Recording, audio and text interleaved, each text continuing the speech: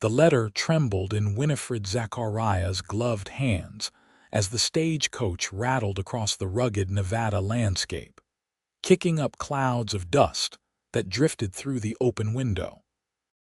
She read it for perhaps the 100th time since leaving Boston 3 weeks prior, her eyes tracing the elegant penmanship of Martin Oakes, the man who had promised her a life of comfort and prosperity in the West. A wealthy cattle rancher with a fine house, servants, and standing in the community all waiting for her in Elko, Nevada territory. 1872. Nearly there, Miss Zachariah, the driver called down, his voice barely audible over the rumble of wheels and the clatter of hooves. Elko, just beyond that ridge. Winifred tucked the letter into her reticule and straightened her travel-worn blue dress, attempting to smooth the wrinkles that had set in during the long journey. At 22, she had resigned herself to spinsterhood back in Boston after her family's financial collapse and her father's subsequent death. The advertisement in the Eastern newspaper had seemed like divine providence, a respectable gentleman seeking a bride of good breeding, offering security and a fresh start. The stagecoach crested the ridge, revealing Elko nestled in the valley below. Winifred's heart quickened. It was smaller than she had imagined, nothing like the flourishing town Martin had described in his letters. The main street appeared to be little more than a collection of wooden buildings lining a wide, dusty road. When the coach lurched to a stop outside the Elko Hotel, Winifred gathered her courage and her few belongings. She had expected Martin to greet her, but no one stepped forward as she descended from the coach. The driver deposited her trunk in the dust and tipped his hat before climbing back onto his perch. "Excuse me," she called. "Do you know Martin Oakes? He was to meet me here." The driver scratched his chin. "Oakes? Can't say I do, madam, but if he's in town, they'll know at the hotel." Winifred stood alone on the boardwalk, the midday sun beating down on her bonnet as she gazed at the hotel, a 2-story wooden structure that had seen better days. Nothing like the grand establishment Martin had written about. The hotel clerk, a balding man with spectacles perched on his nose, glanced up as she entered. "Help you, madam. I'm looking for Martin Oakes. I'm his intended." The words felt strange on her tongue. The clerk's eyebrows rose. "Oakes?" He exchanged a look with a man seated in the corner. "You must mean Marty Oakes." "Martin Oakes," Winifred corrected, retrieving the letter. "He owns the Diamond O Ranch outside town. Perhaps you could direct me there." The man in the corner stood, revealing himself to be tall and broad-shouldered, dressed in the practical garb of a working man, worn denim, a faded shirt, and scuffed boots. His face was tanned from the sun, with lines at the corners of his eyes suggesting he spent most of his time outdoors. He removed his hat, revealing sandy brown hair. "Miss, I believe there's been some confusion," he said, his voice deep and measured. "My name is Matthew O'Connor. I run the Circle M Ranch north of town." He hesitated. "I know Marty Oakes." "Then you can direct me to him," Winifred said, relief evident in her voice. Matthew's expression darkened. "I can, but I don't think you'll find what you're expecting." Before he could elaborate, the hotel doors burst open and a disheveled man stumbled in, reeking of whiskey. His clothes were dirty, his face unshaven, and he squinted against the relative dimness of the hotel lobby. "Heard the stage came in," he slurred, his eyes landing on Winifred. A smile split his face. "Well, ain't you a picture? You must be my mail-order bride." Winifred recoiled. "I beg your pardon." The clerk cleared his throat. "Miss Zachariah, I believe this is Martin Oakes." The world seemed to tilt beneath Winifred's feet. This slovenly drunkard could not possibly be the refined gentleman who had written those eloquent letters, who had promised her a life of comfort and respectability. "There must be some mistake," she whispered. "No mistake," Martin grinned, lurching forward. "Winifred Zachariah, all the way from Boston. I got your letters right here." He patted his vest pocket. "Let's get you home, Mrs. Oaks to be." Matthew stepped between them. "Marty, the lady just arrived. Give her a moment to catch her breath." Martin's bloodshot eyes narrowed. "Mind your business, O'Connor. This is between me and my bride." "Mr. Oaks," Winifred managed, finding her voice, "I believe we need to discuss some discrepancies in our correspondence." Martin laughed, a harsh sound that made her flinch. "What, don't I look like the picture I sent?" "That was my cousin back east. Had to make a good impression, didn't I?" You lied," Winifred said, the full weight of her situation crashing down upon her. Thousands of miles from home, her savings spent on the journey, confronted with a man nothing like the one she had agreed to marry. "Not lied exactly," Martin said, swaying slightly. "Just improved the truth. Got a place outside town. It ain't much, but it'll do. No servants, but you look strong enough. Once we're hitched, you can help me get the place in order." "The Diamond O Ranch?" she asked faintly. Martin snorted. "It's a shack with a corral and 3 scrawny cows, but I'm working my way up. Got plans, big plans." Winifred felt the room spin. Everything had been a lie. The prosperity, the standing in the community, even his appearance. She had traded her life in Boston for this. "I need some air," she said, pushing past Martin toward the door. Outside, she gulped the dry desert air, fighting back tears. What was she to do now? She had no money to return east, no family to take her in. The door opened behind her, and she stiffened, expecting Martin.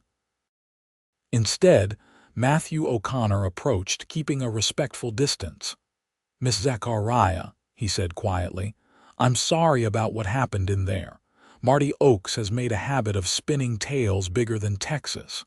She turned to face him, determined not to show weakness. "Has he done this before?"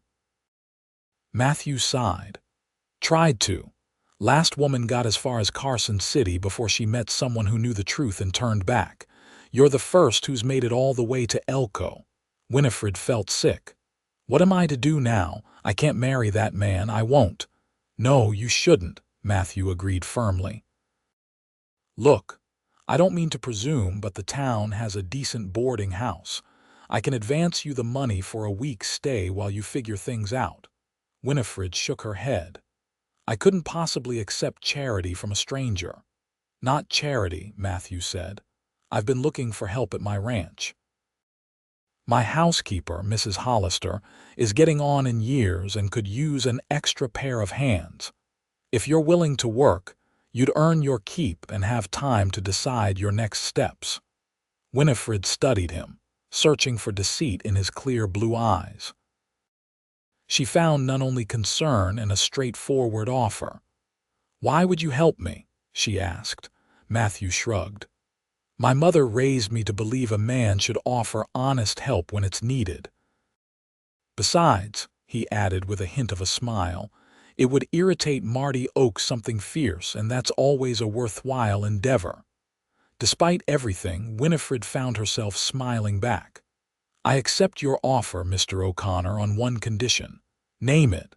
No more lies." "I've had my fill of those." Matthew's expression sobered. "Miss Zachariah, I can promise you this: I may not be a perfect man, but I've never seen the sense in being anything other than honest. What you see is what you get with me." The door of the hotel crashed open, and Martin Oaks staggered out, his face flushed with anger. "There you are. What are you doing talking to him?" "Mr. Oaks," Winifred said firmly, "I came west on the understanding I would be marrying a gentleman of means and character. You have misrepresented yourself in every conceivable way. I hereby consider our arrangement null and void." Martin's face contorted. "You can't do that. I paid good money for your passage." "I was not aware my passage had been paid," Winifred said, genuinely surprised. "I paid my own way west." Martin spat in the dust. "Details. We had an agreement." Based on falsehoods, she countered. Matthew stepped forward. Marty, the lady's made her choice. Best you head on back to your place.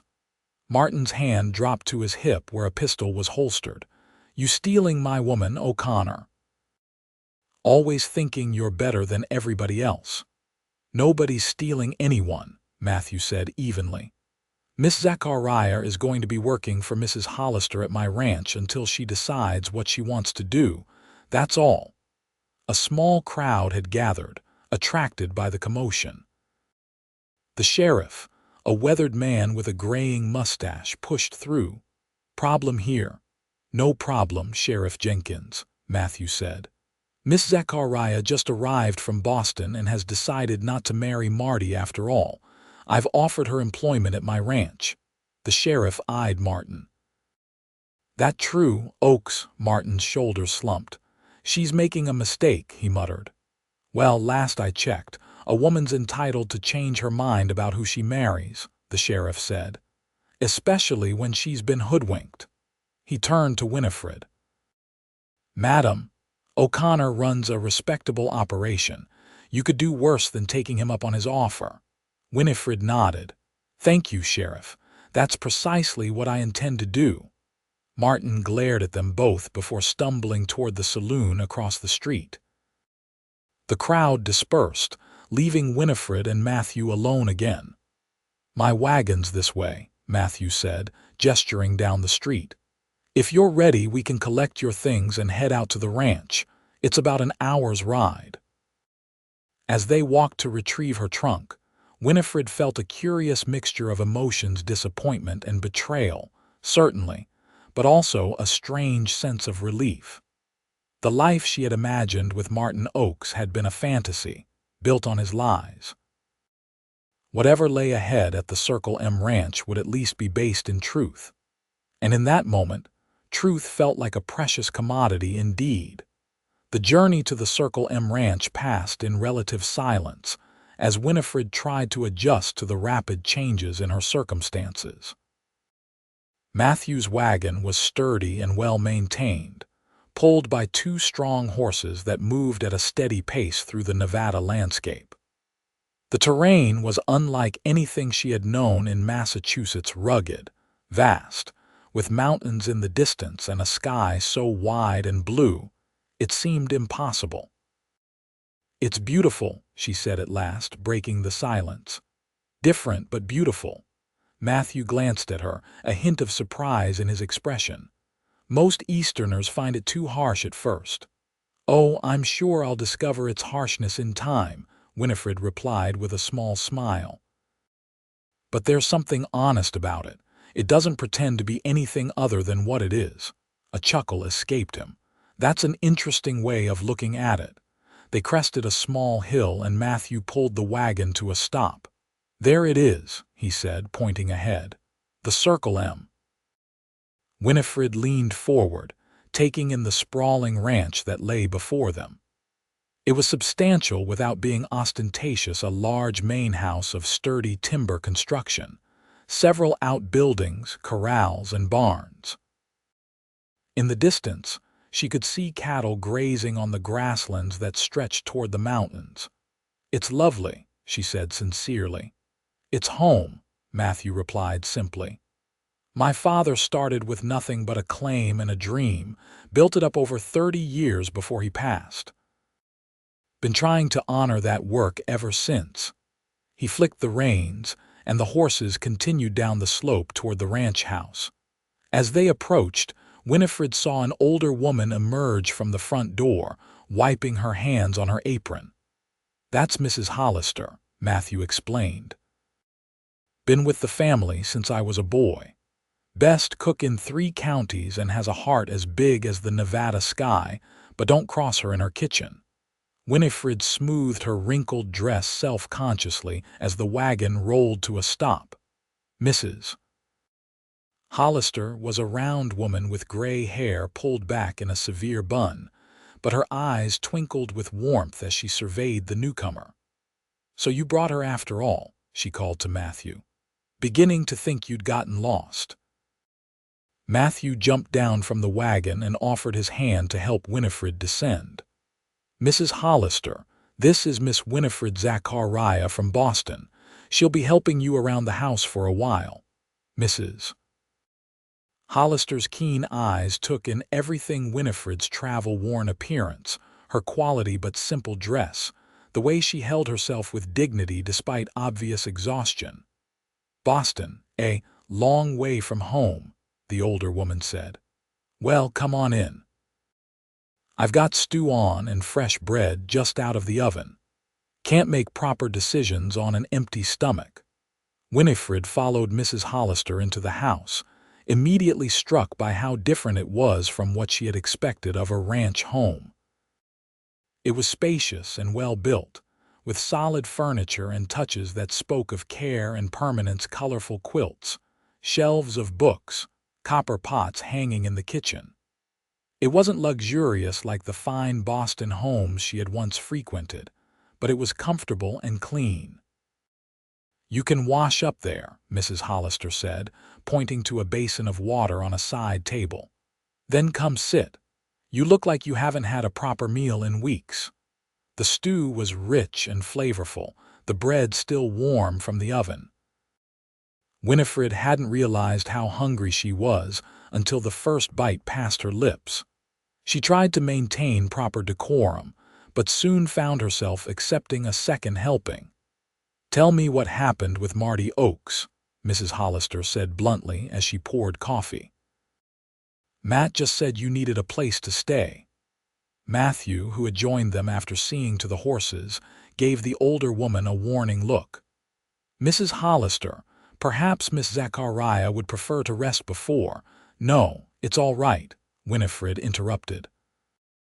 "I'd rather have everything clear from the start." She took a deep breath and explained her correspondence with Martin, the promises he had made, and the shocking reality she had found upon arriving in Elko. Mrs. Hollister's expression darkened as the tale unfolded. "That man has been nothing but trouble since he was old enough to talk. His poor mother, God rest her soul, tried her best, but there was always something not quite right about Marty. Always looking for the easy way, never willing to put in the work. He seemed so genuine in his letters," Winifred said softly. "I feel foolish for being so thoroughly deceived." "Nothing foolish about hoping for a better life," Matthew said firmly. "The fool is the man who'd lie to bring a woman thousands of miles from home." Mrs. Hollister nodded in agreement. "Well, you're welcome here as long as you need. We've got a spare room upstairs, small, but it's yours. And I can certainly use the help. These old bones aren't what they used to be. I'm afraid I must warn you that I have limited experience with household management," Winifred admitted. "My family had servants before my father's business failed." "Can you read, write, figure sums?" Mrs. Hollister asked. "Yes, of course." "Can you learn?" Winifred straightened her spine. "I can and will." A smile cracked Mrs. Hollister's stern face. "That's all I need to know. The rest I can teach you." She rose from the table. "Now let me show you to your room. You look dead on your feet." The room was indeed small but comfortable, with a narrow bed, a chest of drawers, and a window that looked out over the ranch. Mrs. Hollister left her with fresh linens and promises of hot water for bathing later. Alone at last, Winifred sank onto the bed, the events of the day crashing over her. She had arrived in Nevada expecting to meet her future husband, only to discover that the man she had agreed to marry was a fiction. And now she was in a stranger's home, preparing to work as a domestic helper, something she had never imagined for herself. Yet despite the upheaval, she felt an odd sense of relief. The life she had been promised by Martin Oakes had seemed too good to be true because it was. Here, at least, she knew where she stood. Matthew O'Connor might be a stranger, but he had been forthright from the moment they met. There was value in that honesty, even if it came with fewer promises. Winifred unpacked her few belongings, carefully hanging her dresses in the small wardrobe and placing her mother's silver-backed hairbrush on the dresser. The last item she removed was a small framed photograph of her parents, taken before her father's financial ruin and subsequent heart attack. She set it beside her bed, drawing strength from their familiar faces. "I'll find my way," she whispered to them. Somehow. After a brief rest and a refreshing bath, Winifred made her way back downstairs, feeling somewhat restored. She found Mrs. Hollister in the kitchen, preparing supper. "I'd like to begin earning my keep," she said. "What can I do to help?" Mrs. Hollister handed her an apron. "You can start by peeling those potatoes. Matt's got a ranch full of hungry men to feed." As they worked side by side, Mrs. Hollister explained the routine of the ranch breakfast before dawn for the cowhands who lived in the bunkhouse. Laundry on Mondays, baking on Wednesdays, cleaning the main house on Fridays. It was a full schedule, but one with rhythm and purpose. "What about Mr. O'Connor's wife?" Winifred asked as she awkwardly peeled the potatoes, trying to waste as little as possible. "Should I be aware of her preferences for running the household?" Mrs. Hollister gave a soft snort. "No wife. Never been one. Not for lack of willing women in these parts, mind you.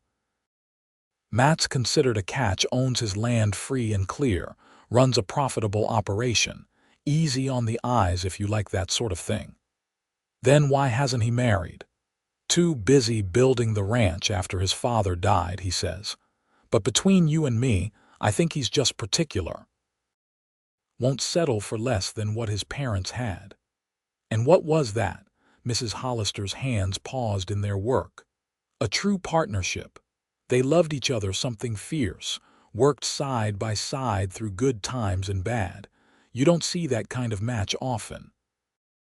Winifred absorbed this information, curious despite herself about the man who had offered her sanctuary. "You've known him a long time, since he was born. Helped bring him into this world when the doctor couldn't make it through a blizzard." Mrs. Hollister's eyes softened with memory. "He was a good boy, and he's grown into a good man. Hardworking, honest to a fault, stubborn as a mule when he thinks he's right." The door opened, and Matthew entered, having changed from his town clothes into work attire, a clean but worn shirt, sturdy trousers, and boots caked with the dust of the ranch. He paused when he saw Winifred in an apron, elbow deep in potato peelings. "Miss Zachariah, you don't need to start working today," he said. "You've had a long journey and quite a shock." "Idle hands invite melancholy thoughts, Mr. O'Connor," she replied. "I prefer to be useful." He studied her for a moment, then nodded. "Well, I appreciate the help, Mrs. Hollister does the work of 3 people as it is. And don't you forget it," the older woman retorted, but there was affection in her tone. "Now wash up. Supper will be ready soon." Supper was served in the dining room, a simple but elegant space with a long oak table that could seat at least 12.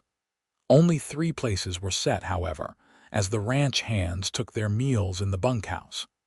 The conversation flowed more easily than Winifred had expected, with Mrs. Hollister and Matthew asking questions about Boston and her life there. She found herself sharing stories of her childhood, her education at a respectable girls' school, and even the painful details of her family's downfall following her father's failed investments. "After my father died, I taught piano to children for a while, but it barely covered our modest rent," she explained. "When Mother followed him to the grave last winter, I had no choice but to seek a new beginning. Mr. Oak's advertisement seemed like providence." How did Marty afford to place advertisements in Eastern papers? Matthew wondered aloud. He's been borrowing against that worthless plot of his for years. "Perhaps that explains why he was surprised I had paid my own passage," Winifred said. "He mentioned having paid for it, but I used the last of my inheritance for the journey." Matthew's expression darkened. "I wouldn't be surprised if he's run this same scheme with other women, taking their money for passage then claiming he paid it himself." Surely not, Winifred gasped. That would be outright theft. It wouldn't be the first time Marty Oakes skirted the law, Mrs. Hollister muttered. Matthew changed the subject, telling Winifred about the operations of the ranch, the challenges of the upcoming cattle drive, and his hopes for expanding into breeding horses.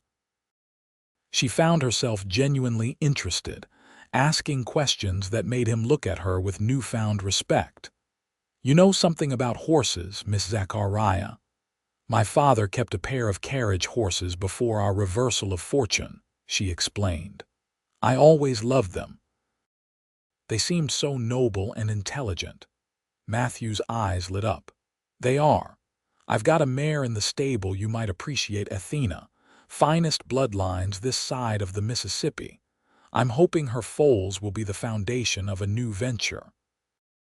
As the evening progressed, Winifred found herself relaxing for the first time in weeks. The journey west had been tense with anticipation and anxiety, followed by the crushing disappointment of meeting the real Martin Oakes.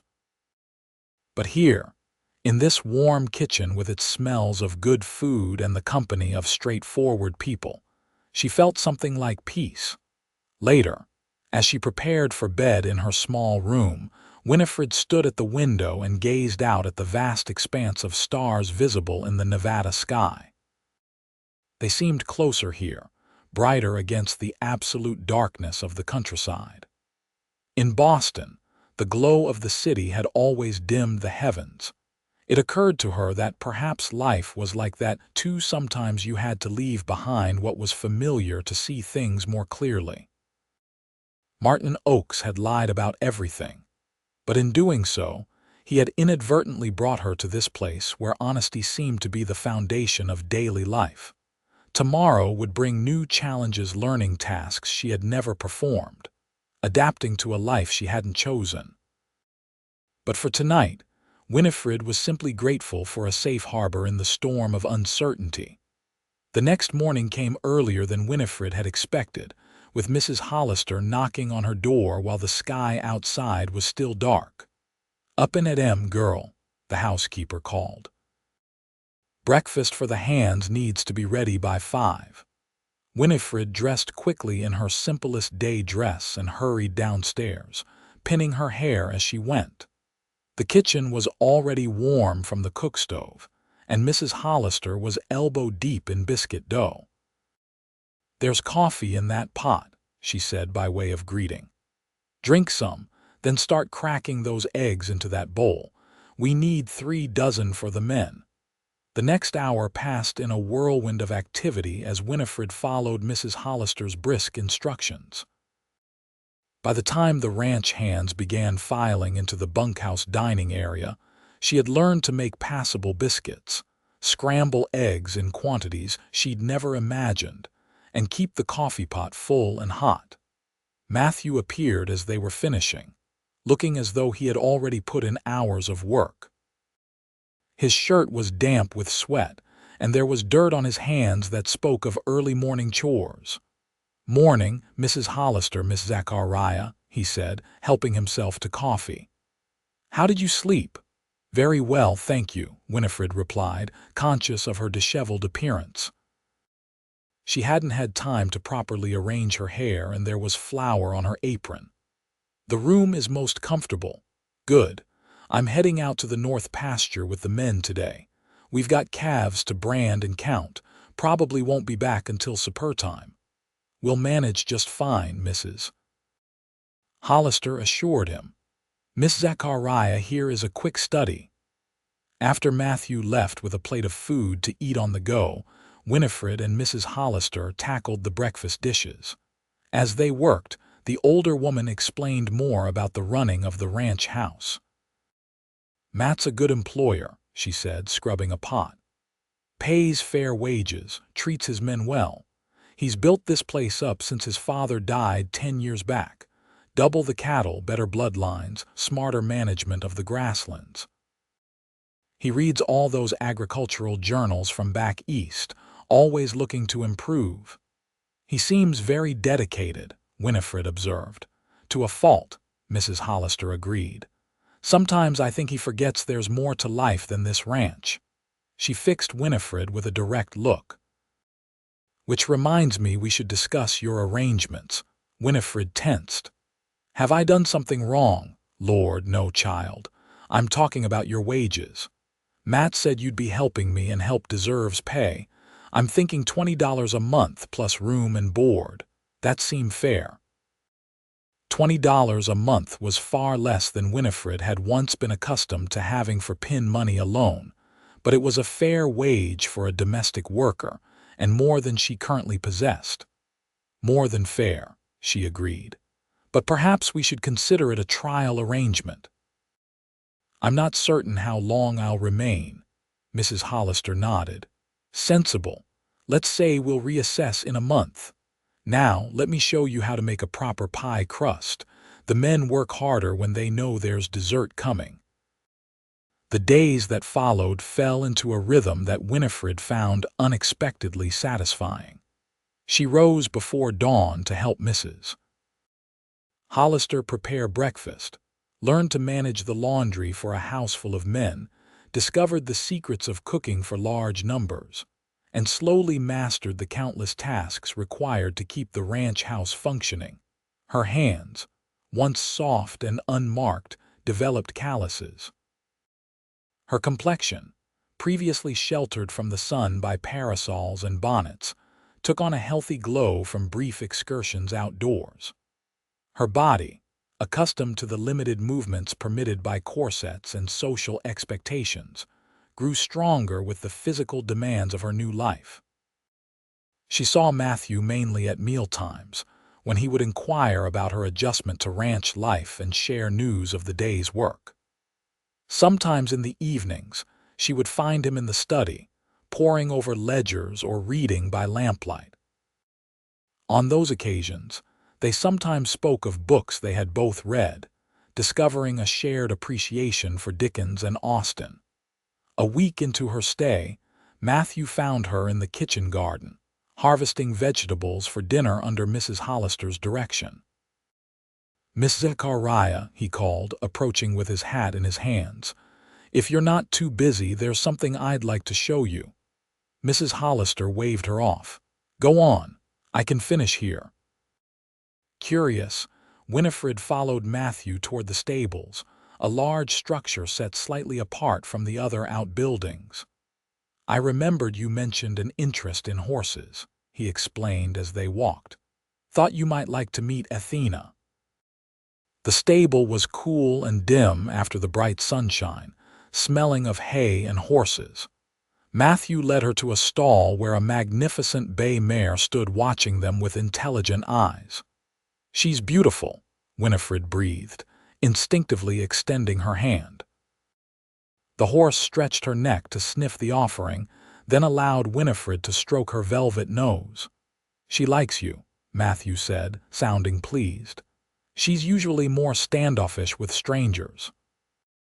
"What remarkable conformation," Winifred observed, noting the mare's powerful shoulders and perfect proportions.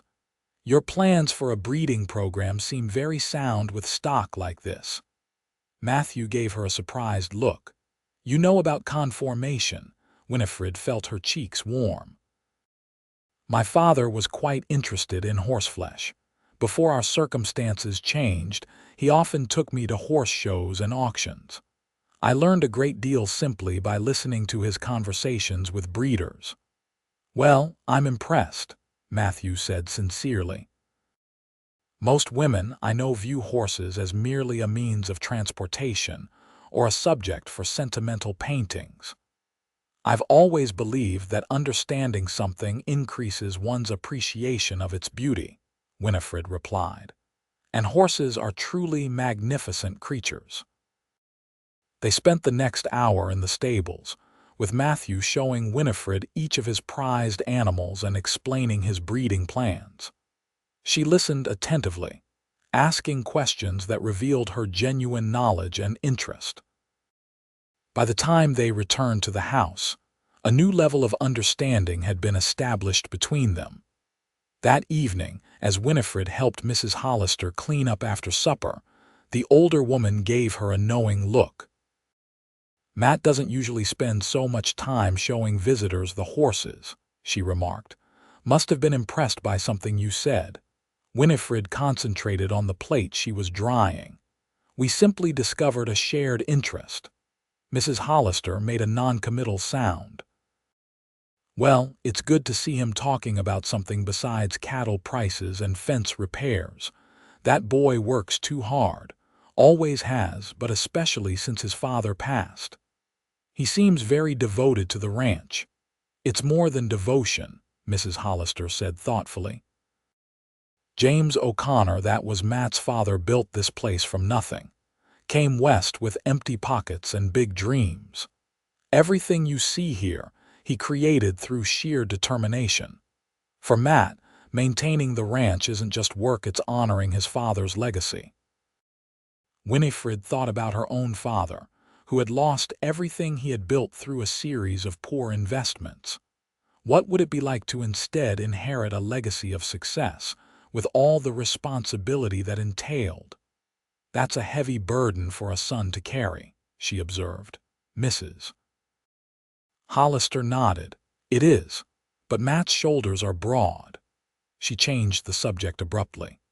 "By the way, tomorrow's Sunday. No regular chores except feeding the animals.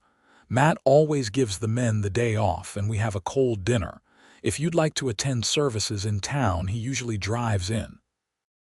Winifred hesitated. She hadn't been to town since that first disastrous day, and the thought of possibly encountering Martin Oakes made her stomach tighten.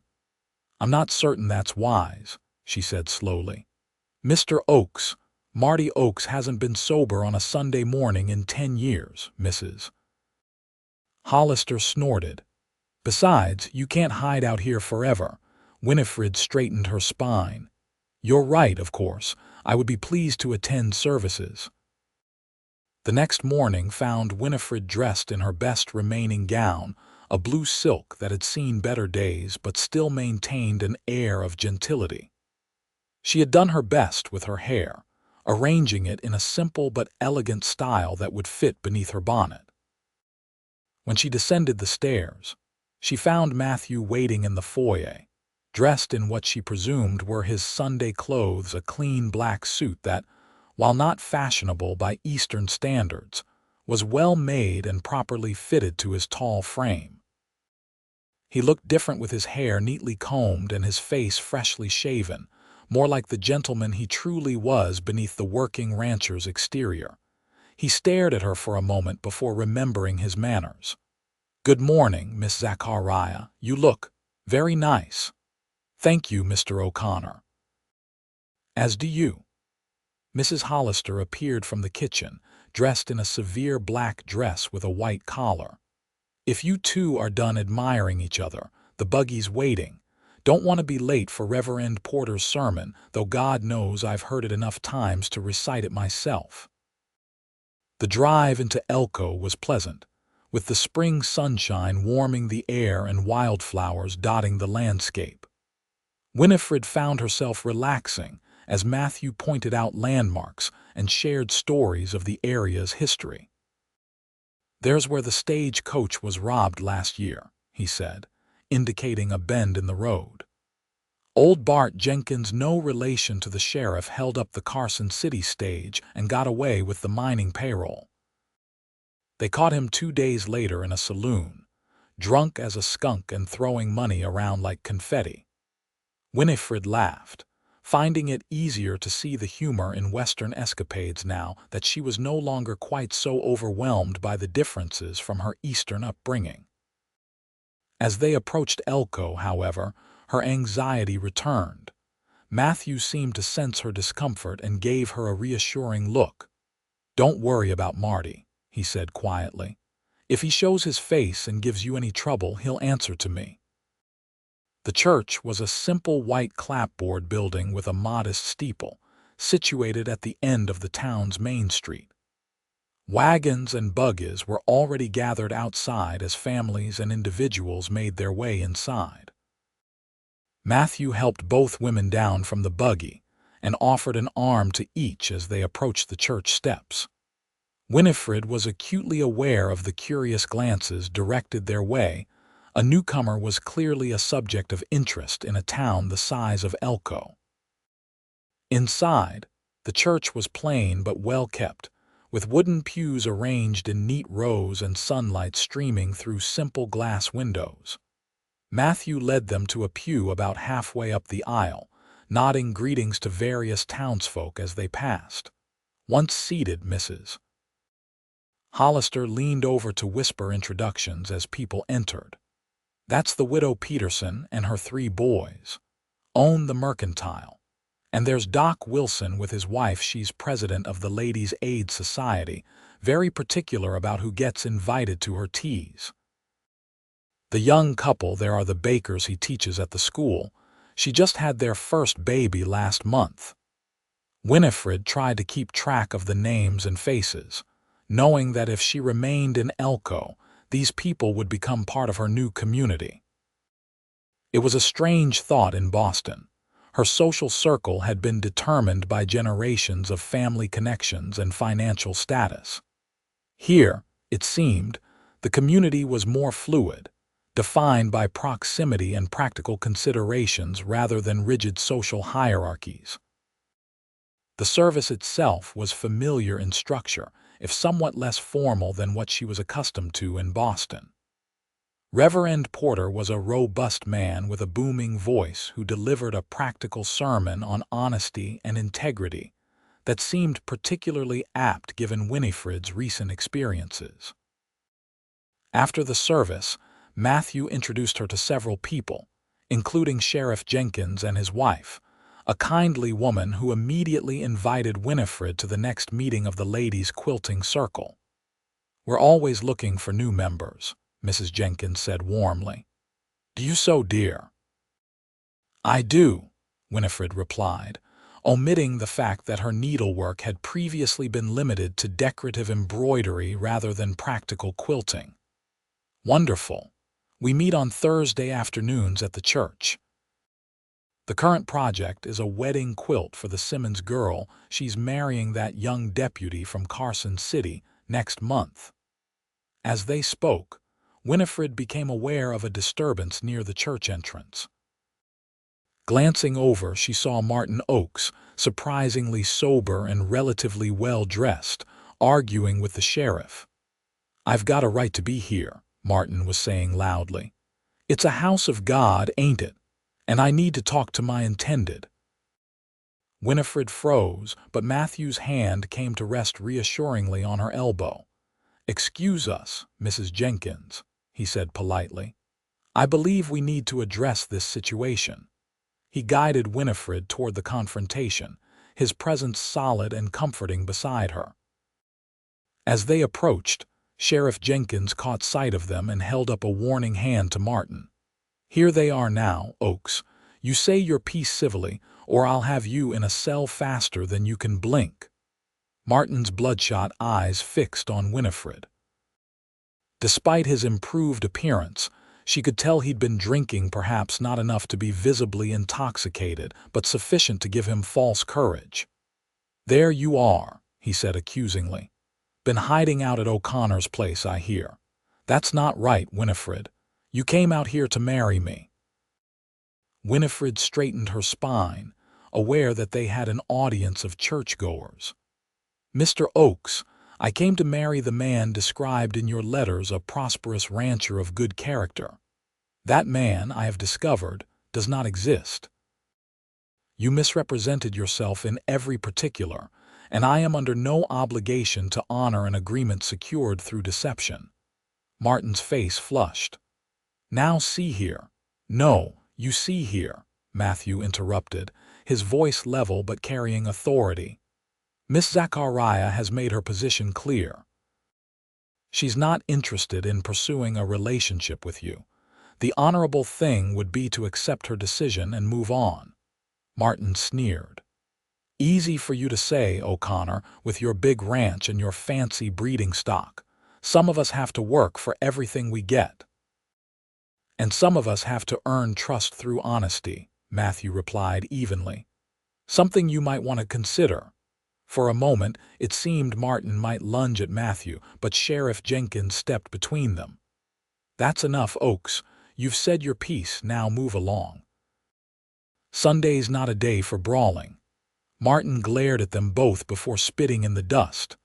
"This ain't over," he muttered, then turned and stalked toward the saloon across the street. "Sorry about that, Miss Zachariah," the sheriff said. "Marty's got a chip on his shoulder the size of a pine log, especially when it comes to Matt here." "It's not your fault, Sheriff," Winifred assured him. "Nor is it Mr. O'Connor's. The responsibility lies entirely with Mr. Oakes for his deception." The sheriff nodded approvingly. "Well said, madam. Now, if you'll excuse me, I'd better make sure he actually goes into that saloon and doesn't circle back to make more trouble." As the sheriff departed, Winifred became aware that many of the churchgoers were watching with undisguised interest. She felt her cheeks warm with embarrassment. "Perhaps we should return to the ranch," she said quietly to Matthew. He studied her face. "If that's what you want. But don't let Marty drive you away if you'd prefer to stay in town a while. Mrs. Hollister usually visits with her friends, and I typically have lunch at the hotel restaurant. You'd be welcome to join me." Winifred considered for a moment, then lifted her chin. "You're right. I won't be chased away. Lunch would be lovely, thank you." The hotel restaurant was a far cry from Boston's elegant establishments, but the tablecloths were clean, the silverware polished, and the food surprisingly good. As they ate, Matthew and Winifred found themselves discussing everything from books to politics to the future of the West. "Nevada's changing fast," Matthew observed. "The silver mines, the railroad, it's bringing more people, more business. Elko was barely a settlement when the Central Pacific came through 5 years ago. Now look at it." "You welcome the changes?" Winifred asked. Matthew considered the question seriously. "Some of them. Better access to markets for my cattle, more modern equipment, doctors and schools within reach, those are all good things. But I worry about what we might lose too. The open range, the independence, the direct connection to the land." "It's similar in the East," Winifred said thoughtfully. "Progress brings benefits, but often at the cost of something valuable. My father used to say that the trick was distinguishing between change that improves life and change that merely alters it." Matthew looked at her with new respect. "Your father sounds like a wise man." "He was," Winifred said softly, "in many ways. His business failures came not from lack of intelligence but from too much trust in those who didn't deserve it." "A costly but understandable mistake," Matthew commented. "Trust is necessary for any society to function, but it must be placed wisely." "Is that why you value honesty so highly?" Winifred asked, remembering his first promise to her. A shadow crossed Matthew's face. "Partly. But it's also because I've seen what lies can do to a person and to those who love them." He seemed about to say more, then shook his head slightly. "But that's a story for another time." They were finishing their meal when the hotel door opened, and a well-dressed couple entered. The woman tall and handsome rather than pretty, with confidence in her bearing. The man distinguished, looking with silver at his temples. They paused when they spotted Matthew, then approached the table. "Matthew O'Connor, as I live and breathe," the woman said with a warm smile. "We were planning to ride out to your place tomorrow." Matthew stood quickly, genuine pleasure lighting his features. "Victoria, William, what brings you to Elko?" He turned to Winifred.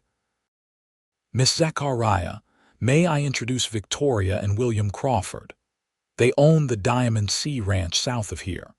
Victoria's father and mine were friends for 30 years. Victoria, William, this is Miss Winifred Zachariah, recently arrived from Boston." Victoria Crawford's shrewd eyes took in the situation at a glance. "How do you do, Miss Zachariah? Are you visiting family in Elko?" Winifred hesitated, Unsure how to explain her situation without inviting gossip, Matthew smoothly intervened. Miss Zachariah had arranged to marry a local man who proved unsuitable. She's currently assisting Mrs. Hollister at the Circle M while she determines her plans. Understanding flashed in Victoria's eyes. Ah, well, we're delighted to make your acquaintance, Miss Zachariah. Any friend of Matthew's is a friend of ours. Won't you join us? Matthew offered, signaling to the waiter for additional place settings over coffee. Winifred discovered that Victoria Crawford was unlike any woman she had met before. Born and raised on her father's ranch, she had taken over its management when he died and later married William, an Eastern lawyer who had come west for his health and stayed for love. Together, they ran one of the most successful cattle operations in the territory.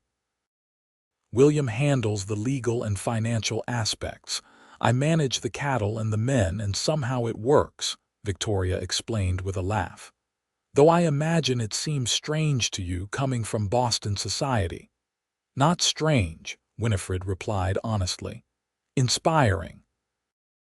In Boston, a woman's role is much more circumscribed, particularly in business matters. That's one of the things I love about the West, Victoria said, her eyes twinkling as she glanced at her husband.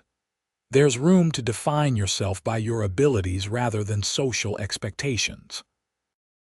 Within reason, William added dryly.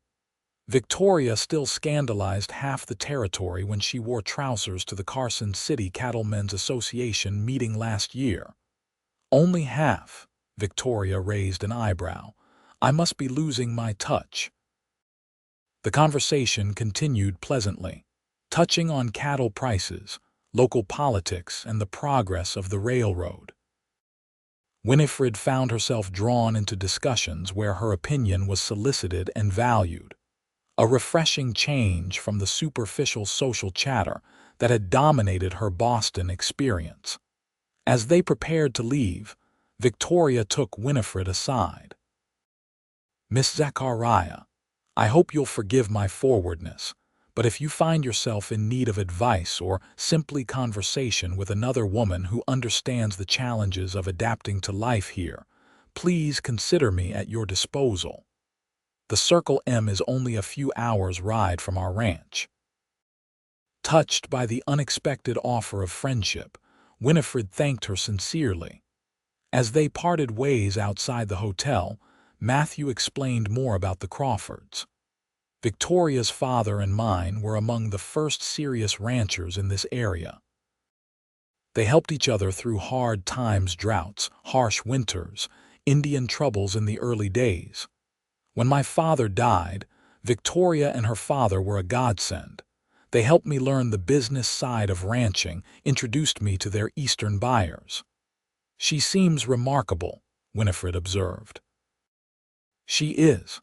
Don't tell her I said so, but she's probably the smartest rancher in Nevada. William's a lucky man, though he knows it. The way Matthew spoke of the couple suggested a deep respect for their partnership, one based on mutual abilities and shared goals rather than traditional roles. It was a model of marriage Winifred had rarely witnessed in Boston society, where wives were ornamental and husbands dominant. The drive back to the ranch was companionable, with Mrs. Hollister sharing town gossip she had collected during her visits, and Matthew occasionally adding context to the stories. Winifred found herself laughing more freely than she had in months, the weight of uncertainty temporarily lifted by the simple pleasure of belonging, however temporarily, to this small circle. As the ranch came into view, silhouetted against the late afternoon sky, Winifred was struck by how quickly it had come to feel familiar, even welcoming. In just a week, she had begun to understand its rhythms and appreciate its beauty. The realization was both comforting and unsettling. She had come west expecting to build a life with Martin Oaks. Instead, she was creating a different kind of life, day by day, at the Circle M Ranch. What she couldn't yet determine was whether this was merely a way station on a journey to somewhere else, or the beginning of something more permanent.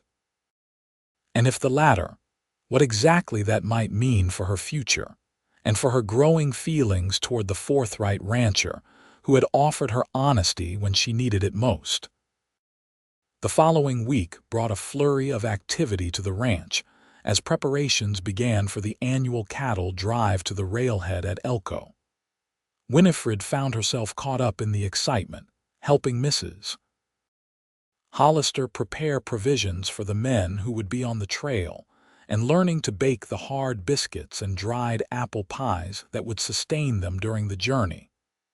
Cattle drive's the busiest time of year, Mrs. Hollister explained as they worked. 10 days on the trail with 2,000 head of cattle, 20 cowboys, and enough dust to choke a buffalo. Every man jack of them comes back looking like he's been through war. Will Mr. O'Connor be going as well? Winifred asked, trying to sound merely curious rather than concerned. Mrs. Hollister gave her a knowing look. Matt always leads the drive himself, says a man shouldn't ask his hands to do what he won't do himself. His father was the same way. The thought of Matthew being away for 10 days left Winifred with an unexpected hollow feeling. She had grown accustomed to his presence, his deep voice discussing the day's events at dinner, his thoughtful questions about her comfort and needs, the way his rare smile transformed his serious face into something quite handsome. The ranch will seem quiet with the men gone, she observed, focusing on kneading the bread dough. That it will, Mrs. Hollister agreed. Just you, me, and Hank to look after the place. Hank's too old for the drive now, stays behind to mind the horses and keep an eye out for trouble. Trouble? Winifred echoed. Mrs. Hollister shrugged. Ranch this size, there's always someone eyeing it. Rustlers, land grabbers, the odd drifter looking to help himself to whatever isn't nailed down. Not that we've had much problem since Matt took over. He runs a tight operation. 2 days before the drive was scheduled to begin, Matthew found Winifred in the garden, harvesting late summer vegetables for that evening's meal. The August sun was hot on her back as she bent over the neat rows of carrots and beans. Miss Zachariah, he called, approaching with his hat in his hands. Do you have a moment? She straightened, brushing soil from her apron. In the weeks since her arrival, her skin had tanned slightly from outdoor work and her hands had grown capable with calluses. She was no longer the refined Boston lady who had stepped off the stagecoach, though she maintained her dignity and proper speech. Of course, Mr. O'Connor. What can I do for you? I wanted to speak with you before the cattle drive, he said, seeming uncharacteristically hesitant. About your situation. Winifred tensed. Was he going to ask her to leave? Had her presence at the ranch become problematic? I understand, she said carefully. I've imposed on your hospitality for some weeks now. No, he hastened to assure her. That's not what I meant at all, in fact. He cleared his throat. I wanted to make it clear that you're welcome to stay at the Circle M as long as you wish, permanently if that suits you. Winifred stared at him, trying to interpret his meaning. As Mrs. Hollister's assistant, you mean? Yes. Or. He paused, choosing his words carefully. Or in any other capacity that might be agreeable to you. The implication hung in the air between them. Winifred felt her heart accelerate. Mr. O'Connor, are you offering me employment, or are you offering me something else entirely? Matthew met her gaze directly. I suppose I'm suggesting that possibilities exist, Miss Zachariah. I've come to respect you greatly these past weeks. Your intelligence, your adaptability, your willingness to work hard despite being raised for a very different life. I've enjoyed our conversations and your perspective on matters both practical and philosophical. It wasn't quite a declaration, but it was more than a mere employment offer. Winifred considered her response carefully. I've enjoyed my time here as well, she admitted. "And I'm grateful for the opportunity to be useful while determining my path forward." "Then you'll stay, at least until I return from the cattle drive," Winifred nodded. "Yes, I'll stay." Relief washed over Matthew's features. "Good, that's good." He shifted his weight, then added, "I've spoken to Sheriff Jenkins about keeping an eye on the place while I'm gone, just as a precaution." "Because of Mr. Oakes?" Winifred asked, the name still difficult to say without a trace of bitterness. "Partly," Matthew acknowledged. "He's been making noise in town about you rightfully being his bride, mostly when he's in his cups, but still, and with the ranch short-handed during the drive." "I understand," Winifred said, touched by his concern. "Mrs. Hollister mentioned that the drive can be a vulnerable time for the ranch." "She's right. Most years it's not an issue, but I'd feel better knowing Jenkins will ride by occasionally." They stood in silence for a moment, the garden's earthy scent rising around them in the warm air. Winifred found herself studying Matthew's face, the strong line of his jaw, the hint of crow's feet at the corners of his eyes, the way the sun brought out auburn highlights in his brown hair. He wasn't handsome in the polished way of Boston gentlemen, but there was a solid attractiveness to him that she found increasingly compelling. "I should finish with these vegetables," she said at last, breaking the moment. "Mrs. Hollister will be wondering what's keeping me." Matthew nodded and replaced his hat. "Of course, I need to check on the remuda for the drive." He turned to go, then paused. "Miss Zachariah, Winifred, thank you for staying." It was the first time he had used her given name, and the sound of it in his deep voice sent an unexpected thrill through her. "You're welcome." "Matthew," she replied softly. The cattle drive departed at dawn 2 days later, with the ranch hands moving the bellowing herd east toward the railroad at Elko. Winifred rose early to help Mrs. Hollister prepare a hearty breakfast for the men, working by lamplight in the kitchen while the sky outside gradually lightened. Matthew came to the kitchen door as the men were filing out to their horses, his trail gear already packed and his spurs jingling as he walked. "Everything's set," he told Mrs. Hollister. "Hank knows what needs doing here. Jenkins will check in every other day. Should be back in 10 days, weather permitting." "We'll be fine," Mrs. Hollister assured him. "Been through enough cattle drives to know the drill. Miss Zachariah and I will keep things running smooth as silk." Matthew nodded, then turned to Winifred. "There's a loaded rifle in my study if you need it. Do you know how to shoot?" "My father taught me the basics with a small pistol," she replied, "though it's been some years since I practiced." "Hank can show you how to handle the rifle if necessary," Matthew said. "Not that I expect trouble, but better prepared than sorry," Winifred finished for him, smiling slightly. "A philosophy I've come to appreciate since coming west." A shout from outside indicated the men were ready. Matthew hesitated, then unexpectedly took Winifred's hand in his. "Take care of yourself," he said, his voice low enough that only she could hear. "I'll be thinking of you on the trail." Before she could respond, he released her hand and strode out the door. Winifred followed him onto the porch, watching as he mounted his horse and took his position at the head of the outfit. He looked back once, raising his hand in farewell, before turning to lead the men and cattle eastward. Beside her, Mrs. Hollister made a sound that might have been amusement. "Never seen Matt linger at a drive send-off before. Usually he's the first one on his horse, champing at the bit to get moving." Winifred felt her cheeks warm. "He's naturally concerned about leaving the ranch short-handed." "Hum," Mrs. Hollister replied skeptically. "And I'm the Queen of England." With the men gone, the ranch settled into a different rhythm.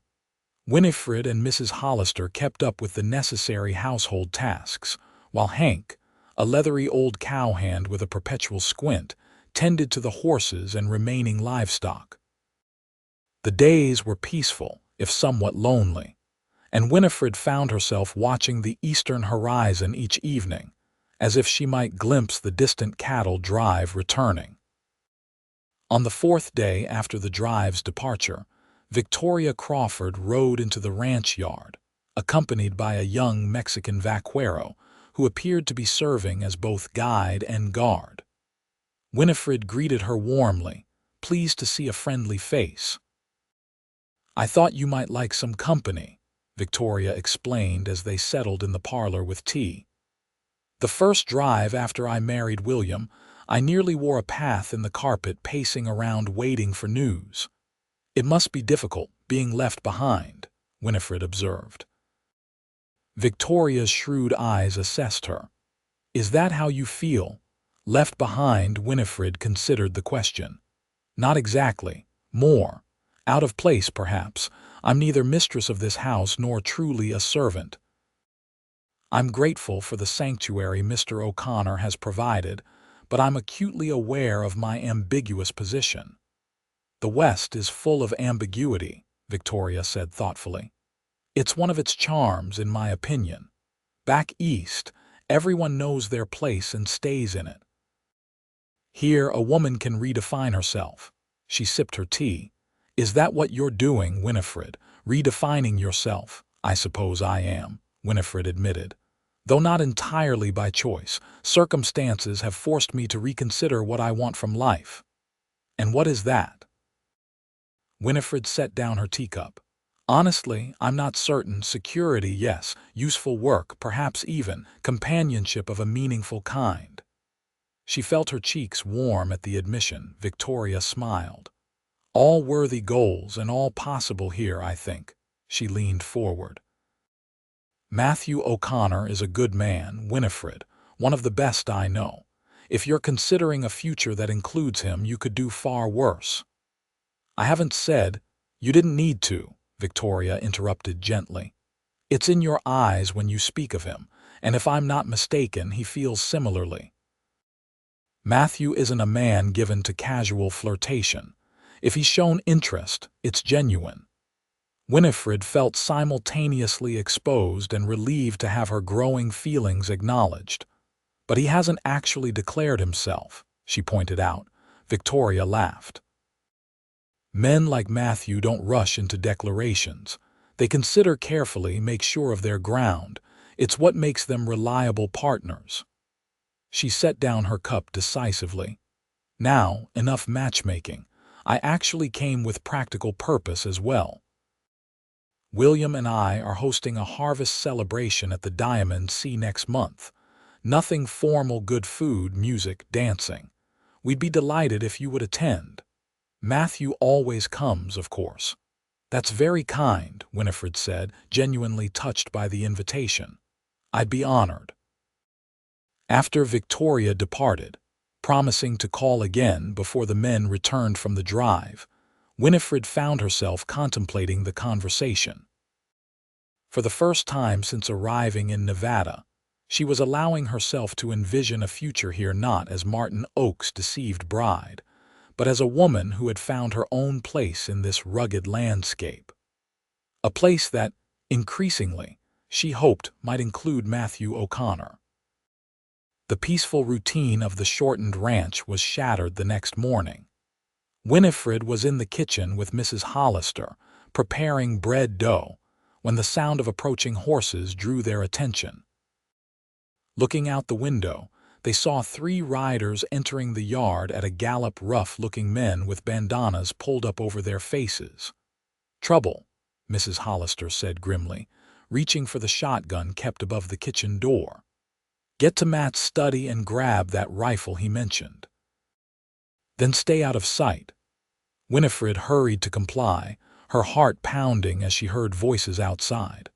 From the study window, she could see the men dismounting, one heading toward the barn where Hank was working, the other 2 approaching the house. With shaking hands, she took down the rifle Matthew had shown her and checked that it was loaded as he had demonstrated. The weight of it was unfamiliar, but somehow reassuring as she positioned herself beside the window. Out of sight, but able to see the yard. A shot rang out from the direction of the barn, followed by a cry of pain. Winifred's blood ran cold. Had they shot Hank? Before she could process the thought, the front door crashed open and she heard Mrs. Hollister's outraged voice. "You get off this property right now. Sheriff Jenkins will be here any minute." A male voice responded with crude laughter. "The sheriff's busy in town, old woman, and O'Connor's on the trail. Ain't nobody coming to help you." Winifred recognized that voice with a shock of disgust. Martin Oakes. So this wasn't a random attack, it was targeted specifically at the Circle M, at Matthew.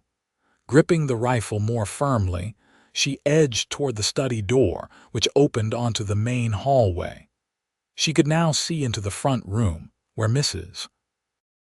Hollister stood with her shotgun leveled at Martin Oakes and another man, both with bandanas covering the lower halves of their faces. "Where's the woman?" Martin demanded. "That Boston bride of mine." "She's not here," Mrs. Hollister lied smoothly. "Matt took her to stay with the Crawfords before the drive." Martin's eyes narrowed suspiciously. "Search the house," he ordered his companion. "She's here somewhere. I know it." As the second man started toward the hallway where Winifred stood hidden, she made a split-second decision. Stepping into view with the rifle raised, she aimed it directly at Martin's chest. "That won't be necessary, Mr. Oakes," she said, surprised by the steadiness of her own voice. "I'm right here." Martin's eyes widened, first in surprise, then in ugly triumph. "Well, look who learned to play cowgirl. Put that down before you hurt yourself, Winifred." "I assure you I know how to use this," she replied, though in truth she had never fired a weapon of this size. "Now state your business and then leave this property." Martin laughed, a harsh sound that raised the hair on the back of her neck. "My business is you, darlin'. You came west to be my bride, and that's what you're going to be. O'Connor's had you long enough." "I was deceived into corresponding with you," Winifred said coldly. "Once I discovered your lies, any obligation I might have felt was voided. I am not, nor will I ever be your bride." Something dangerous flashed in Martin's eyes. "We'll see about that. After a few days alone with me at my place, you might change your mind, or it won't matter much if you do."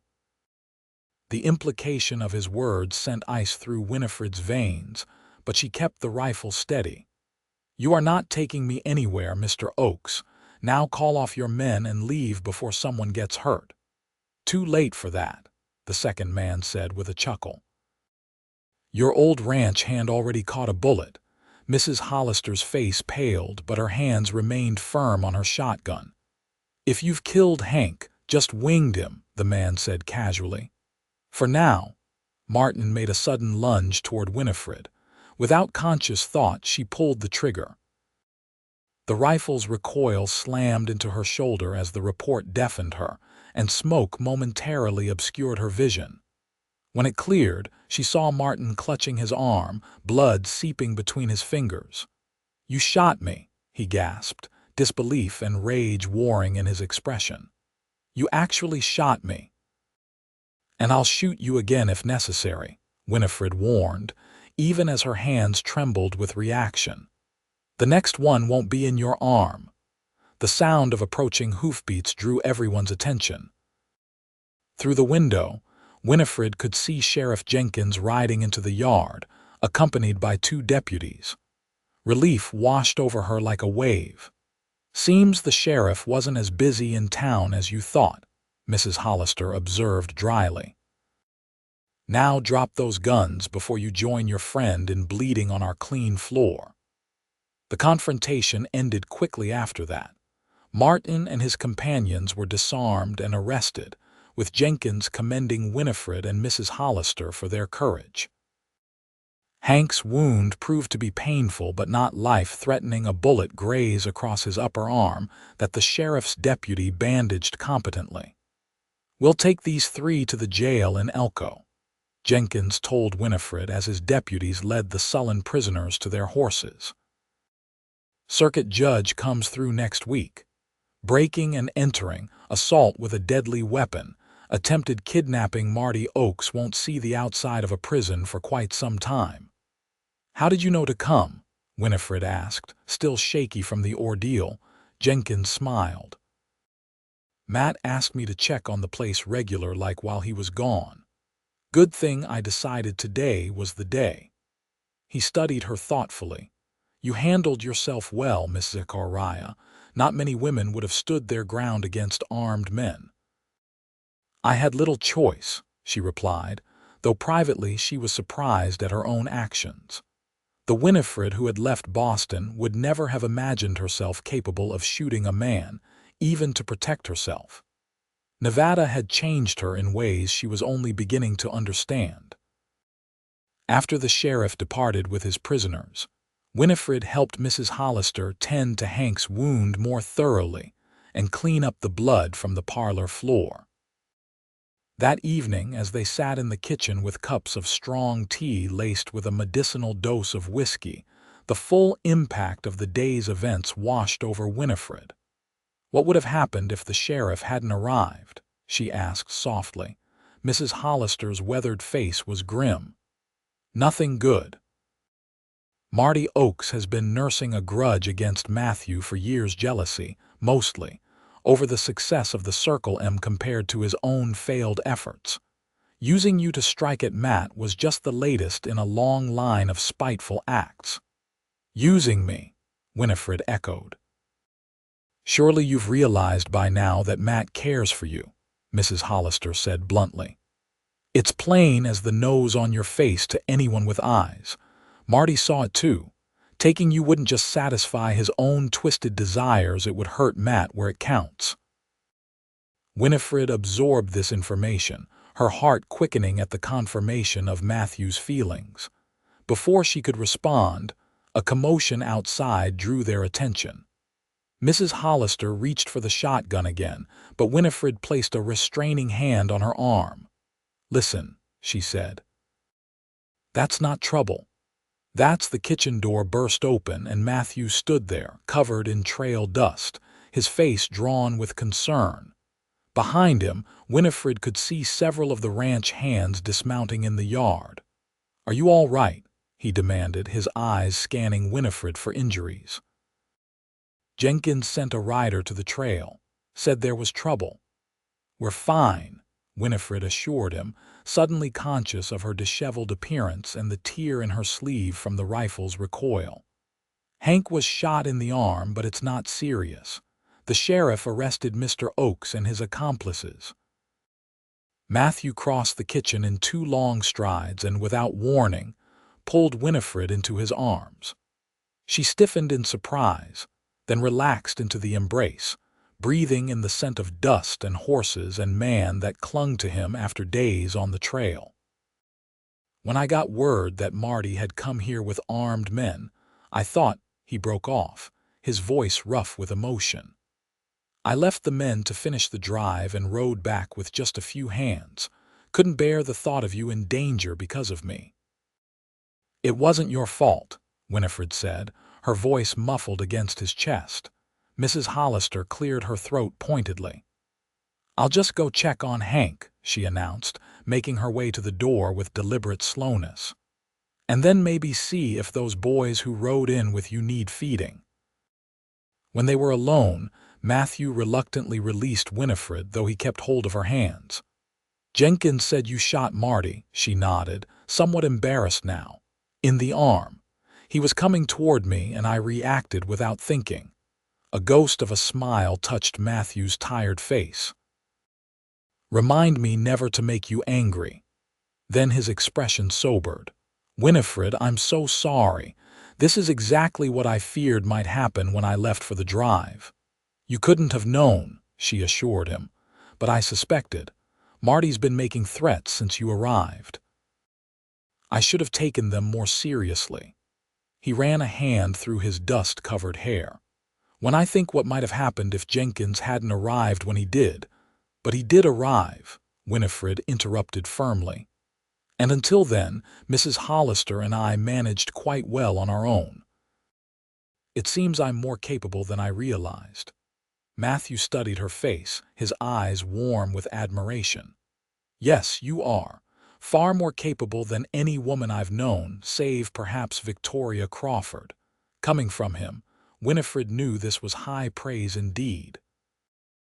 A comfortable silence settled between them, broken only by the distant sounds of the returning hands settling the horses for the night. I should let you rest, Winifred said eventually. You've had a hard ride back from the trail. Matthew nodded reluctantly. And I need to speak with the men, make arrangements to rejoin the drive tomorrow. The cattle can't be left too long, even with experienced hands. Of course, Winifred agreed, though the thought of him leaving again so soon filled her with unexpected sadness. He must have read something in her expression, for he squeezed her hands gently. Winifred, when I return from the drive, properly return with all the business concluded, we need to talk about your future, about possibilities. Her heart quickened at the intent in his gaze. Yes, she said simply, we do. As he turned to leave, Winifred called after him, Matthew. He paused at the door. Yes, be careful on the trail. His smile was tired but genuine. Always got something important to come back for now. The words warmed her long after he had gone to speak with his men. Matthew departed again the following morning to rejoin the cattle drive, leaving behind two of his most experienced hands to protect the ranch. The days that followed passed slowly for Winifred, who found herself counting the hours until the drive would be complete and Matthew would return. True to her word, Victoria Crawford visited again, bringing with her several lengths of fabric suitable for a new dress. For the harvest celebration, she explained when Winifred protested the gift. Every woman deserves a new gown for a dance, especially when there's a man worth impressing. Winifred blushed, but accepted the fabric, a lovely deep green that Victoria insisted would complement her auburn hair and fair complexion.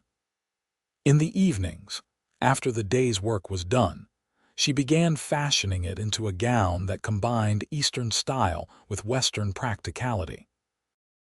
8 days after Martin Oak's attack on the ranch, the cattle drive returned in triumph.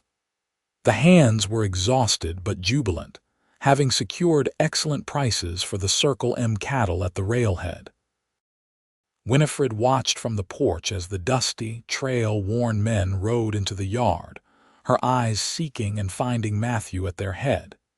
He looked even more tired than when he had briefly returned during the crisis, his face sunburned and stubbled, his clothes caked with the dust of the trail. But when he saw her waiting, his expression lightened, years seeming to fall away from his features. That evening, after the men had bathed and eaten their fill of the welcome home feast Mrs. Hollister and Winifred had prepared, Matthew found Winifred in the garden. The sun was setting, painting the western sky in brilliant oranges and pinks, with the first stars appearing in the deepening blue above. "It's good to be home," he said, standing beside her as they gazed at the sunset. "The trail's no place for a man who appreciates comfort." "Was the drive successful?" Winifred asked. "Very. Got top dollar for the herd, enough to make some improvements to the ranch I've been planning for a while." He paused, then added, "and to consider other investments in the future." Something in his tone made Winifred turn to look at him. In the fading light, his face was cast in shadow, but she could sense the intensity of his gaze. "What sort of investments?" she asked softly. Matthew took a deep breath. "Personal ones. The kind a man makes when he's thinking about more than just himself and his ranch." He turned to face her fully. "Winifred, these past weeks having you here at the Circle M have made me realize something I think I've known since that first day in Elko." Her heart began to race. "What's that?" "That you're the kind of woman I've been waiting for without even knowing it. Smart, strong, adaptable, beautiful, yes, but with substance beneath the beauty." He took her hands in his. I know we haven't known each other long, and your experience with Marty might make you wary of Western men and their proposals, but I want you to know that my intentions are honorable and my offers honest." Winifred felt a smile tugging at her lips despite the gravity of the moment. "Are you actually making an offer, Mr. O'Connor? Because so far I've heard compliments but no concrete proposals." A chuckle escaped him, breaking the tension. "You're right, as usual. Let me be plain, then." He took a deep breath. "Winifred Zachariah, I'm asking if you might consider becoming my wife. Not right away, I'd court you properly first, give you time to be certain of your feelings, but I want you to know that's my hope." Joy blossomed in Winifred's chest, spreading warmth through her entire being. "Matthew O'Connor, for a man who values honesty, you've been remarkably slow to speak your mind." "Does that mean—" "It means yes," she interrupted, squeezing his hands. "Yes, I'll consider it.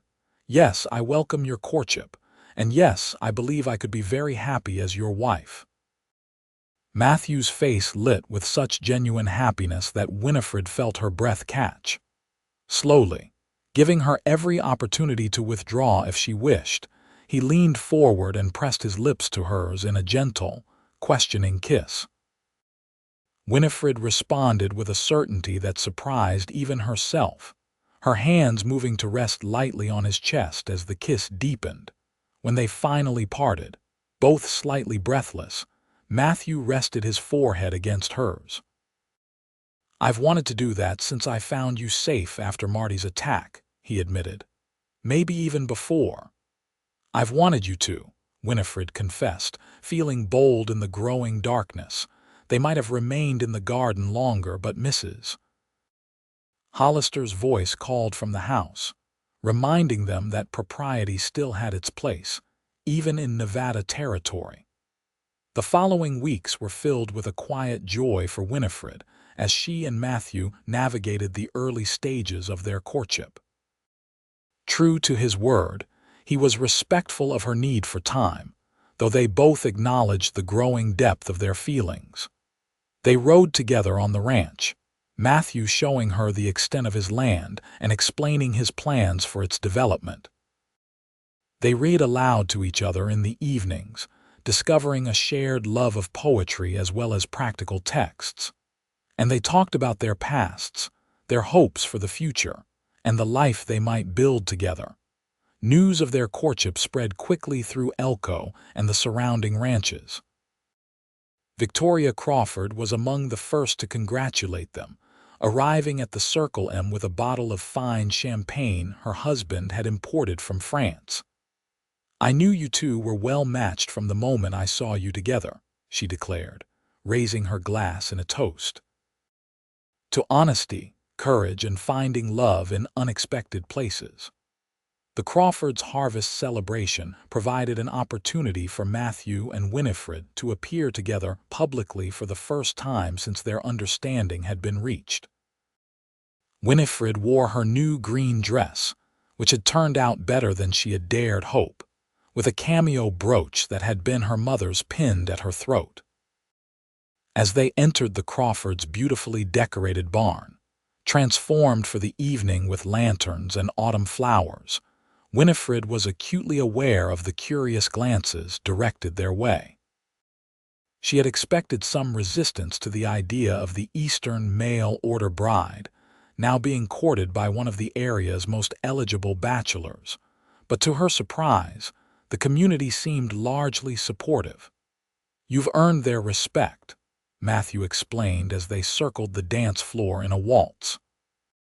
Standing up to Marty Oaks, adapting to ranch life without complaint, helping Mrs. Hollister with the harvest canning. Actions speak louder than origins out here. "And what about you?" Winifred asked teasingly. "Have I earned your respect as well, Mr. O'Connor?" His arms tightened slightly around her as they moved to the music. "You've earned far more than that, Miss Zachariah, as you well know." The evening was magical, filled with music, laughter, good food, and the warmth of growing friendships. Winifred found herself genuinely enjoying the company of the frontier women she met, appreciating their practical strength and direct manner after years of Boston's more rigid social interactions. As the celebration wound down and they prepared to return to the Circle M under a canopy of brilliant stars, Matthew helped Winifred into the buggy and then paused before taking his own seat. "There's something I've been wanting to give you," he said, reaching into his pocket. "I've been carrying it around for days, waiting for the right moment." He handed her a small box covered in worn velvet. When Winifred opened it, she found a ring inside a simple but beautiful design of gold set with a small diamond that caught the lantern light. "It was my mother's," Matthew explained. "My father gave it to her when they decided to come west together. He always said it represented their partnership, the journey they chose to make side by side." Tears pricked Winifred's eyes as she understood the significance of the gift. "Matthew, are you certain?" "More certain than I've ever been about anything," he replied solemnly. "I know we agreed to a proper courtship, and I intend to honor that. But I want you to have this now, as a symbol of my commitment to our future together whenever you decide that future should begin." Winifred removed her glove and allowed Matthew to slip the ring onto her finger. It fit perfectly, as if it had been made for her hand. "It's beautiful," she whispered. "I'll treasure it always. Does this mean you've made your decision?" Matthew asked, his voice carefully neutral despite the hope evident in his eyes. Winifred studied the ring on her finger, then looked up at the man who had offered her honesty when she needed it most, protection when she was vulnerable, and love when she least expected to find it. "I came west seeking security through marriage to a man I had never met," she said thoughtfully. "It seemed like my only option after my family's misfortunes. When I discovered Martin Oak's deception, I thought my worst fears had been realized." She reached for Matthew's hand. "Instead, that deception led me to the Circle M and to you. Perhaps the journey was necessary, even with its painful parts, to bring me where I truly belong." "And where is that?" Matthew asked softly. "Here," Winifred said simply. "With you." "Yes, Matthew, I've made my decision. I would be honored to become your wife, not out of necessity or convenience, but because I love you." The joy that transformed Matthew's face was worth every moment of uncertainty she had endured since leaving Boston. He gathered her into his arms, his kiss filled with promise and devotion. "When?" he asked when they finally parted. "How soon can I call you Mrs. O'Connor?"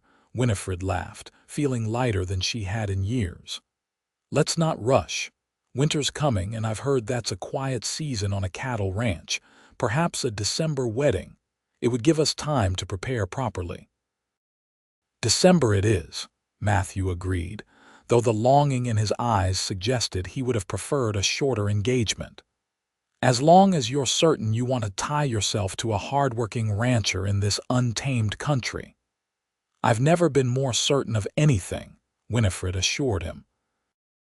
"The West has taught me what truly matters: honesty, courage, hard work, and love. Those are the foundations of a life worth living, whether in Boston or Nevada territory." As they drove back to the Circle M beneath the vast canopy of stars, Winifred reflected on the strange journey that had brought her to this moment. She had left Boston seeking security through marriage to a man who had promised everything and delivered nothing but lies. Instead, she had found love with a man who had offered nothing but honesty from the start, and in doing so, had given her everything that truly mattered. Matthew and Winifred were married on a clear December day in 1872, with Reverend Porter officiating in the Elko church, decorated with pine boughs and red ribbons for the Christmas season. Victoria Crawford stood beside Winifred as matron of honor, while William served as Matthew's best man.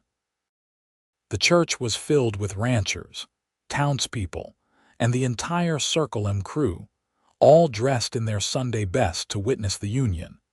Winifred wore a gown of ivory satin trimmed with lace that she and Mrs. Hollister had worked on together for weeks, adapting the latest Eastern fashion plates to suit her taste and the occasion.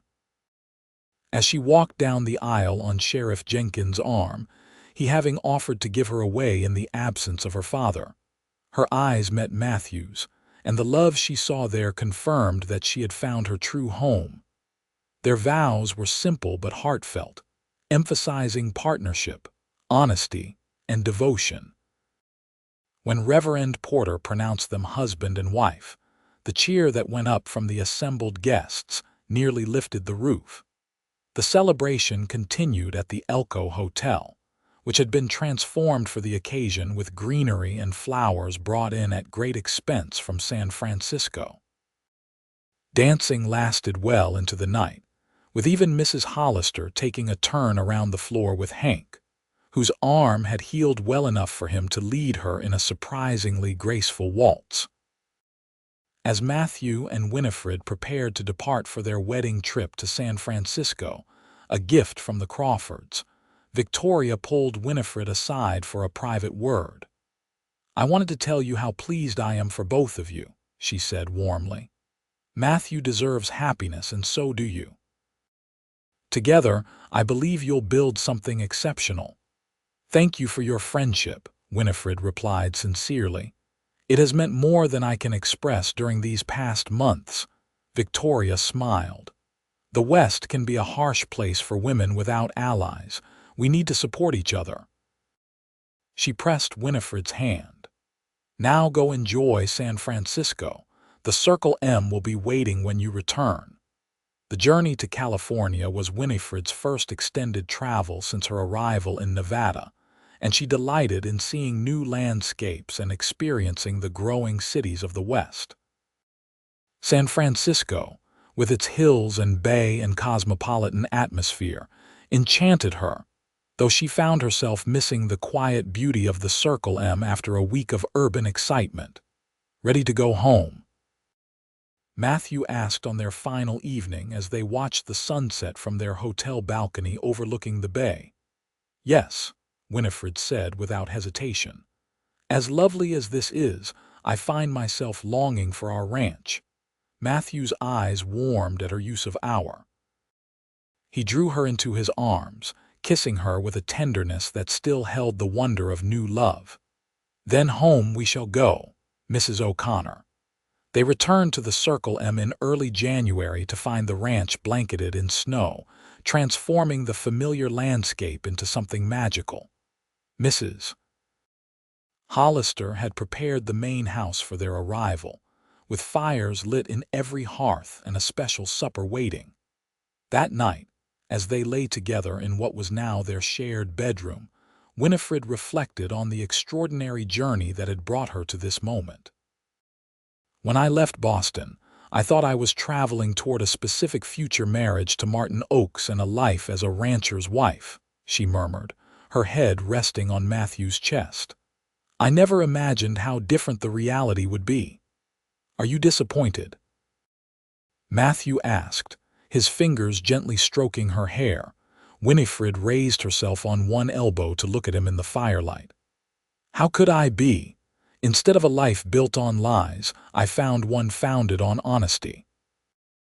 Instead of security purchased at the cost of my happiness, I discovered love that brings both security and joy."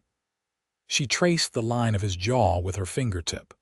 "No, my love, I'm not disappointed. I'm grateful for Martin Oakes' deception that led me to you, for your integrity that gave me a safe harbor, and for this life we're building together." Matthew pulled her down for a kiss that spoke volumes about his own gratitude and love. Spring came early that year, bringing new growth to the rangelands and new hope to the Circle M. Under Matthew and Winifred's combined management, the ranch prospered as never before. Winifred's Eastern education proved unexpectedly valuable in maintaining the accounts and correspondence. freeing Matthew to focus on improving the cattle bloodlines and expanding the horse breeding program they had begun discussing during their courtship. In May, when the wildflowers carpeted the Nevada hills in a riot of color, Winifred shared joyful news with her husband as they rode together across their land. "It seems the Circle M will have a new resident come winter," she said, watching his face carefully for his reaction. "A very small resident, but one who will no doubt make his or her presence felt quite strongly." Matthew's expression shifted from confusion to dawning comprehension to pure joy. He reined his horse to a stop and dismounted in one fluid motion, then reached up to lift Winifred from her saddle, spinning her around in his excitement before setting her gently on her feet. "A baby. We're having a baby." His voice was filled with wonder. "Yes," Winifred confirmed, laughing at his exuberance. "Dr. Wilson confirmed it yesterday when I went into town. He estimates a December birth a first anniversary gift, perhaps." Matthew placed a gentle hand on her still flat stomach, his eyes filled with awe. "A child of our own. A new generation for the Circle M." He pulled her into a careful embrace. "I never thought I could be this happy, Winifred. You've given me more than I ever dreamed possible." "As have you," she replied softly. "A home, a purpose, a love I never expected to find. Our child will be born into a legacy of honesty and hard work, the finest inheritance possible." The months that followed were busy ones at the Circle M.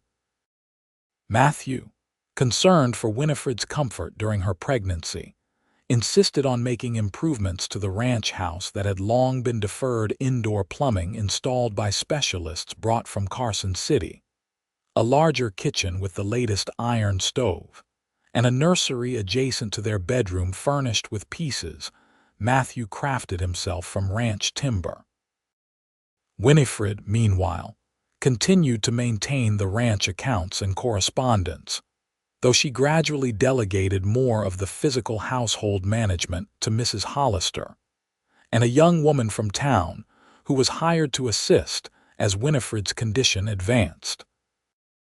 Victoria Crawford visited regularly, bringing advice and companionship, as did several of the women Winifred had met through the church quilting circle.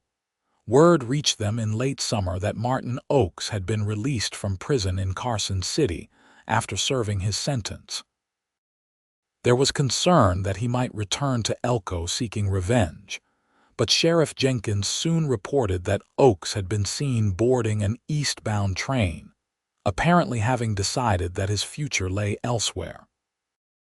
"Can't say I'm sorry to see him go," Matthew remarked when he shared the news with Winifred. "Though in a strange way we owe him a debt of gratitude. If he hadn't lied to you, we might never have met." "Perhaps," Winifred agreed thoughtfully. "But I prefer to believe we would have found each other somehow. Some connections, I think, are meant to be, regardless of the path that leads to them." Their son was born on a snowy December evening in 1873, almost exactly 1 year after their wedding day. He arrived after a difficult but ultimately successful labor, during which Matthew refused to leave Winifred's side despite Dr. Wilson's initial protests. "James Matthew O'Connor," Winifred announced when Mrs. Hollister and Victoria were finally allowed into the bedroom to meet the newest member of the Circle M family. Named for his grandfather, whom he will know through our stories, and his father, whom I hope he will grow to resemble in all the ways that matter most. "He's perfect," Matthew said, his voice rough with emotion as he gazed at his son cradled in Winifred's arms. "Absolutely perfect." Mrs. Hollister sniffed suspiciously, though she would later deny any tears. "Got his mother's nose and his father's chin. Strong combination. He'll do well." "Of course he will," Victoria agreed, her own eyes suspiciously bright. "With parents like his, how could he not?" As the years passed, the Circle M continued to prosper under Matthew and Winifred's stewardship. Young James was joined by two sisters, Victoria Elizabeth, in 1875, and Catherine Rose in 1878, completing their family and filling the ranch house with the laughter and energy of children. Winifred never regretted her decision to remain in Nevada, even when letters from Boston friends hinted that she had buried herself in the uncivilized West. The life she had built with Matthew was richer and more fulfilling than anything she could have imagined during those uncertain days following her arrival in Elko. On their 10th wedding anniversary, Matthew surprised Winifred with a special gift, the deed to a small parcel of land adjacent to the main ranch, along with architectural plans for a school. "I know you've been concerned about the children's education," he explained as she examined the drawings with growing excitement. "The nearest school is still too far for daily travel, and while you've done an admirable job teaching them yourself, I thought perhaps it was time for something more formal." "A school on Circle M land," Winifred clarified, her mind racing with possibilities. Matthew nodded. "Open to our children and those from neighboring ranches. We'd need to hire a teacher, of course, but Victoria's already suggested a young woman from back east who's expressed interest in teaching on the frontier." Winifred threw her arms around her husband, overwhelmed by the thoughtfulness of the gift. "It's perfect, Matthew. Absolutely perfect."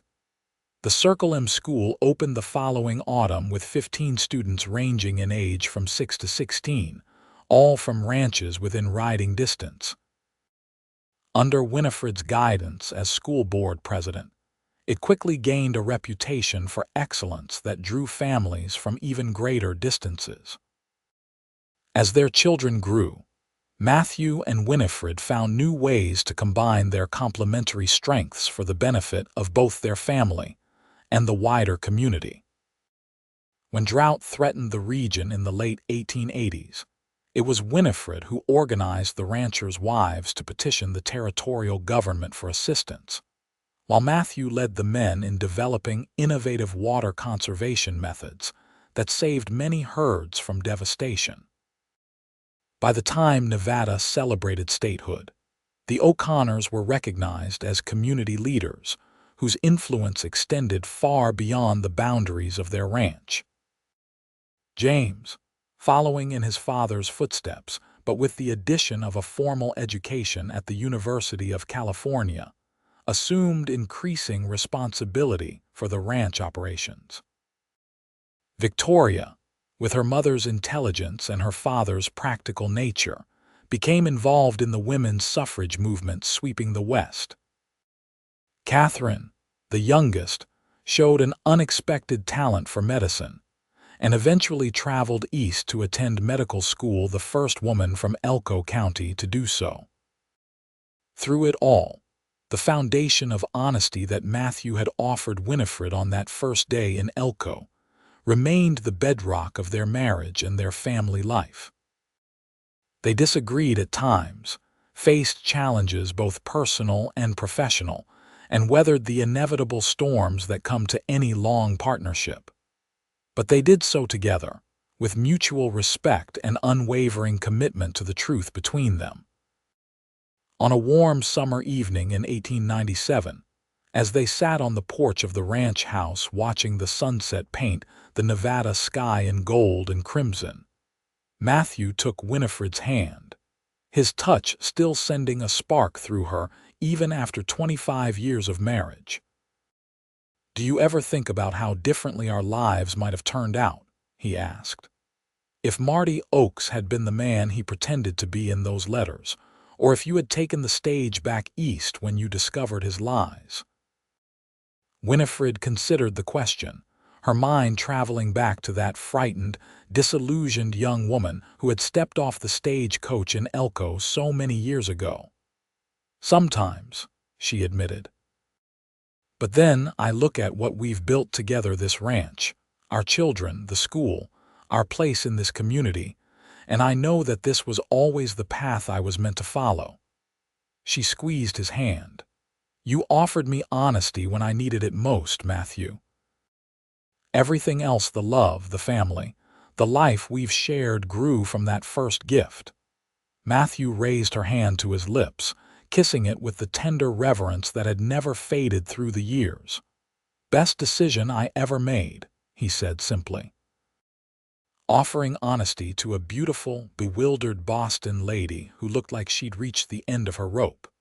Winifred laughed, the sound as clear and genuine as the love between them. And the best decision I ever made was accepting it along with the honorable cowboy who offered it. Together they watched the sun sink below the horizon, painting the ranch they had nurtured and expanded in hues of gold and promise. The Circle M had grown from Matthew's inheritance into their shared legacy, a testament to what could be built on a foundation of truth, even in a land where stories often grew taller than the mountains themselves. For Winifred Zachariah O'Connor, the mail-order bride who had discovered her groom's lies only to find unexpected love with a forthright cowboy. The journey had been far different than she had imagined when she left Boston.